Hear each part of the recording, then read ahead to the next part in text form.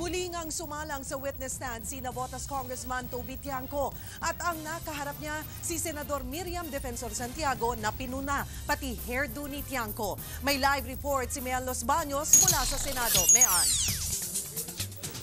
Cheryl, nag-umpisa na nga magpresenta ng mga testigo at ebidensya ang depensa tungkol sa Article 2 ng impeachment case o yung tungkol sa non-disclosure of SAL-N ng punong maestrado.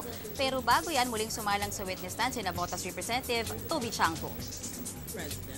Isang cool na Senador Miriam Santiago ang humarap at buena manong nagtanong kay Navotas Representative Toby Tiangco ngayong hapon. Pati hairstyle ni Tiangco napuna ng senadora. Your haircut alone indicates that you are an iconoclast. Or should I comment? Or No. okay. Si Tiangco agad ding nagsorry sa korte matapos daw siyang makuhaan ng litrato ng isang dyaryo kung saan nakita na hinubad niya ang kanyang sapatos habang nasa impeachment court kahapon. I was just tired. I wanted to relax a bit. So during recess, I took off my shoes. Inungkat naman ni Senador Santiago ang motibo ni Tiangco bakit siya nagpasyang tumistigo sa impeachment case.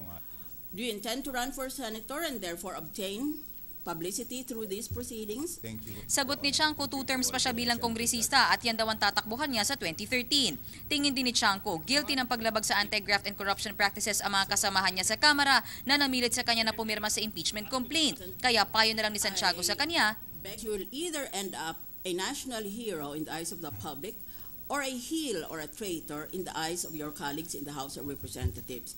Sumalang din sa witness stand ng Judicial Staff Officer ng Korte Suprema na si Araceli Bayuga. Sinabi ni Bayuga na base sa kanilang record ng payroll, nakatanggap ng mahigit 21 milyong piso si Corona mula 2002 hanggang 2011 para sa kanyang sweldo, bonus at iba pang benepisyo bilang empleyado ng SC. Pinatunayan rin ni Bayuga na nagsumite siya sa BIR ng Alpha List na naglalaman ng kinita at kinaltas na tax mula sa mga empleyado ng SC kasama si Corona noong 2002 hanggang 2005. Matatanda ang sinabi ni BIR Commissioner Kim Menares sa nauna nitong testimonya na hindi nagsumite ng Alpha List ng SC mula 2002 hanggang 2005.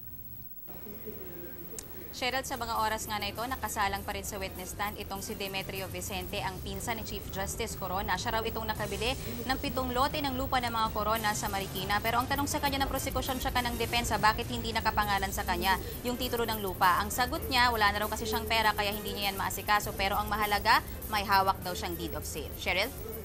Maraming salamat, Mean Los Baños, nagulat live mula sa Senado.